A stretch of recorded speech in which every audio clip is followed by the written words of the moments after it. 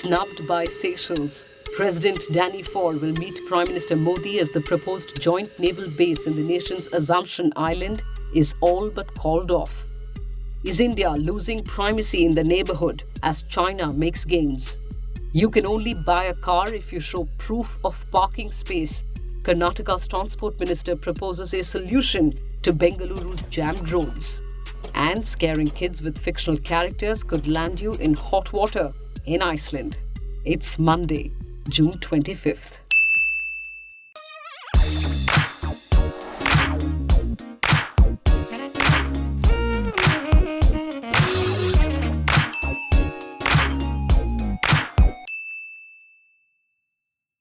Seychelles President Danny Ford's 6-day visit to India has begun on a sour note.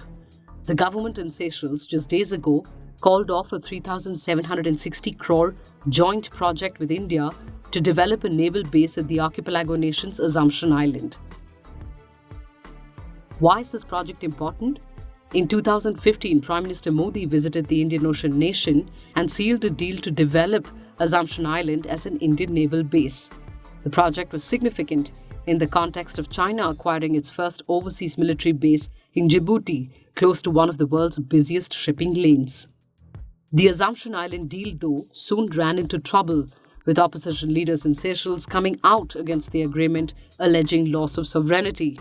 The fiasco comes at a time when India appears to be losing the plot in the Maldives, another Indian Ocean rim nation. In April this year, Maldives demanded that India take back 2 Dhruva helicopters gifted to Malay in 2013. The real aim of the Maldives, writes Manoj Joshi of the Observer Research Foundation, it appears is to get rid of the Indian naval personnel who maintain the helicopters. This appears linked to the job notices that Maldivian papers have been carrying lately. Indians need not apply, the advertisements declare. Further, the Maldivian government is sitting on the renewal of more than 2,000 work permits of Indian workers. There are over 25,000 Indians, workers, doctors, teachers and managers in the country. Maldives has been drifting away from India. A few years ago, it cancelled a contract with Indian company GMR to rebuild its international airport. It later gave the contract to a Chinese company. China was also seen as having outmaneuvered India in Sri Lanka when it built and later acquired the Hambantota port. In 2017, Sri Lanka gave China a controlling equity stake and a 99-year lease for the Hambantota port as a way to service its debt. Security analysts have argued that Hambantota is part of a Chinese string of pearls across the Indian Ocean, the grand Chinese plan to surround India in the Indian Ocean. In a move to counter China, India had offered to buy Sri Lanka's Matala airport near Hambantota, known as the world's emptiest airport. The Matala or Hambantota airport will give India control over how the Hambantota port is used. The opposition parties, led by former President Mahinda Rajapaksa's son, have been protesting the proposed move, arguing that Sri Lanka must not become a pawn in international power politics. Interestingly, it is during Rajapaksa's tenure that Sri Lanka became distinctly pro-China. The Sri Lankan government now says it's waiting for a better deal from India on the Matala airport.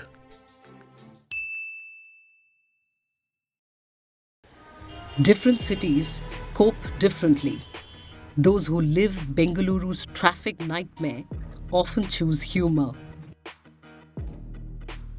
Like this techie who decided to protest the insane traffic by riding a horse to work. Now, the state's transport minister has a solution.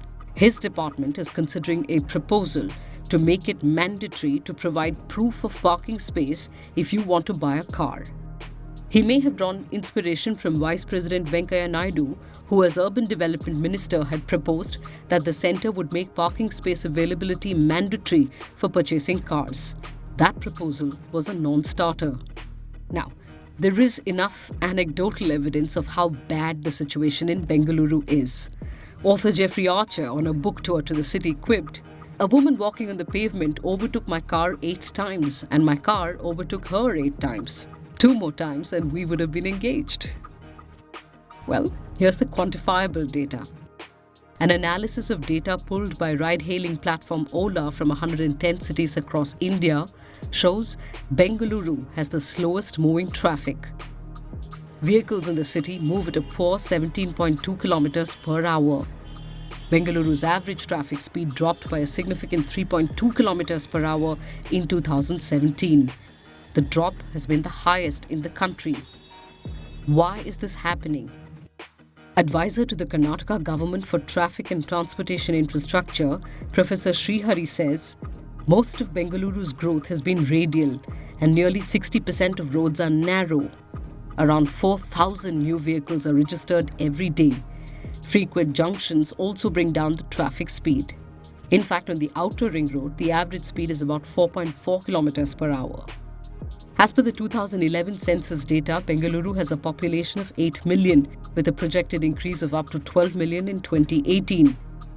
And of the more than 67 lakh vehicles on the city's roads, private vehicles dominate, with over 13 lakh cars and over 46 lakh two-wheelers. One study showed how on-street parking occupies valuable space on the roadways, which otherwise could have been used by motorized or non-motorized traffic. This is a problem of several of our metros. In Mumbai, for instance, we found it isn't just the moving cars occupying upwards of 75% of the road space. The length of Mumbai's roads remain unchanged at 2,000 kilometers and cars occupy 75 to 80% of the road space. An estimated 4 lakh cars are parked on Mumbai's roads every day. There are only 12,000 legal parking spots available in Mumbai. One parked car takes up approximately 180 square foot of space. In this land-starved city, even a 269 square foot dwelling could cost 28 lakh rupees. In Bengaluru, despite city authorities building multi-level parking lots, their occupancy remains a pitiful 20 to 30%, with motorists preferring to park their vehicles for free on the road, interfering with traffic. Perhaps something for motorists to reflect on. The now disbanded Planning Commission's India Transport report, Moving India to 2032, underscores how governments across have been doing little to incentivize public transport travel and are in fact incentivizing private car travel. The report talks of how there's been stepped up allocation of resources to the road sector.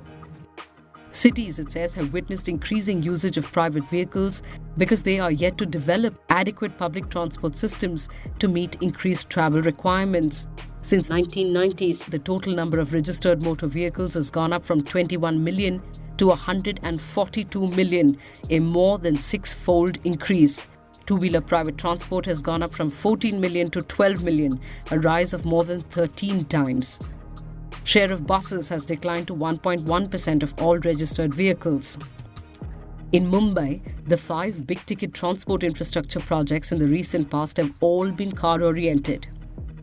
How have recent efforts at mass transit projects fared?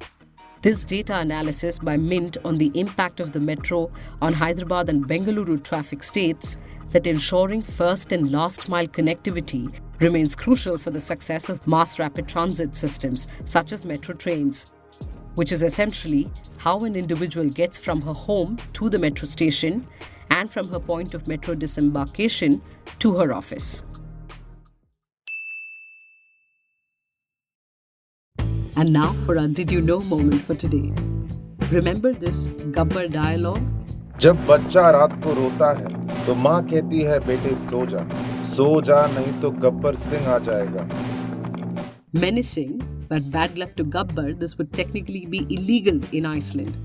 This Nordic island, literally in the center of the Atlantic Ocean, outlawed scaring kids with fictional characters in 1746 through an official decree. Historically, the decree was the result of a very specific agricultural need. In the 1700s, parents of a largely rural Iceland, due to a shortage of labor, preferred that their kids stayed home or helped on the farm rather than go to school. So parents threatened them with Yule lads. Today, these 13 elves, sons of the children-eating mountain trolls, symbolize mischief and are Iceland's version of Santa. But back then they were evil and ate up disobedient children. The decree was imposed so that more children would show up at school. Well, the law is most likely defunct now. It has never been officially revoked. What lives on, though, are the Yule lads. With names like Door Slammer and Candle Stealer, they are still part of Iceland's belief that elves actually exist, hidden from humans. 54% of Icelanders believe elves exist, so they clean and leave food for late-night elf parties. And on New Year's Eve, traditionally keep out candles to help elves find their way home. But these beliefs aren't always fun. In 1982, for example, over 100 Icelanders protested at a NATO base and demanded to inspect the area for any elf dwellings. If you're still interested to know more, Iceland's capital has an elf school where an elf diploma can be learned, or of course complete with textbooks. Consider enrolling there and following us for all the news and analysis we bring you. Till tomorrow.